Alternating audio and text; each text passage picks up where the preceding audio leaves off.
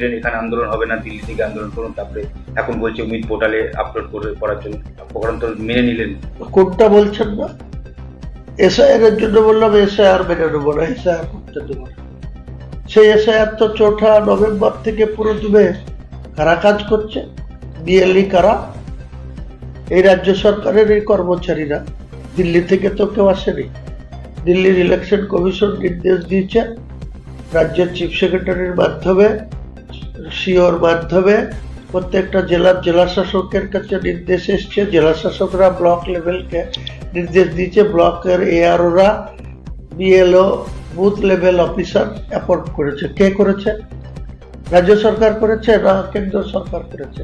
কেন্দ্র সরকার election commission বলেছে এই টাইমের মধ্যে করো।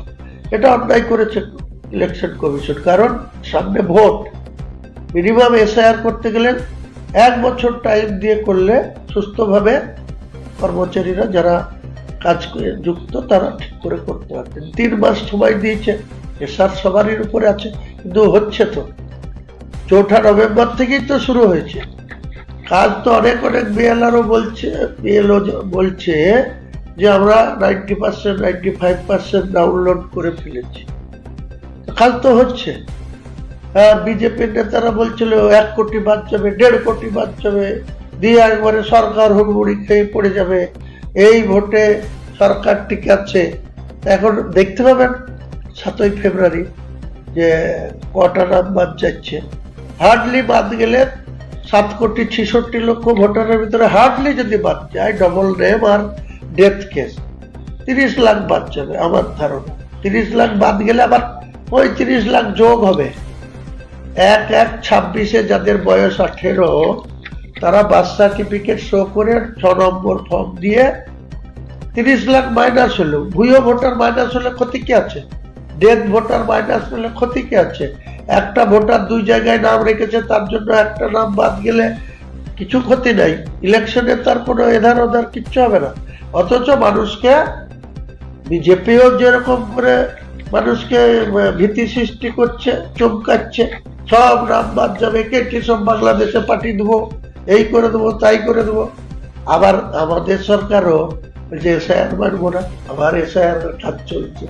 বলছিল দিল্লি চলে যান, আবার সমানে মেনে নিয়ে বলছে ডাউনলোড করো।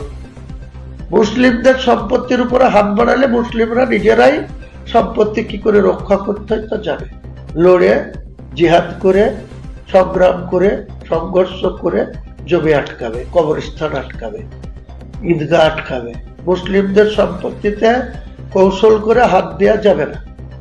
ওই কিছু কিছু বেলার অফিস হঠাৎ করে মুসলিমদের সম্পত্তি কেটে 1 নম্বর খতিয়ানে নিয়ে যাচ্ছে, তার জন্য সরকারকে খেসারত দিতে হবে, ভোটের বাক্সে তার ইফেক্ট পড়বে। সম্পত্তি নিয়ে 5 তারিখের মধ্যে অনলাইনে পোর্টালে ফিল করতে বলেছে, এই বিষয়টা নিয়ে কি বলবেন? দেখুন, ওয়াকফ অ্যামেন্ডমেন্ট 1 বছর আগে হয়েছে। কেন্দ্র সরকার তাদের মেজরিটি থাকার সুবাদে ওয়াকফ আইনের অ্যামেন্ডমেন্ট এনেছে এবং তাতে অনেক কিছু নতুন নতুন বিষয় ঢুকে গিয়েছে।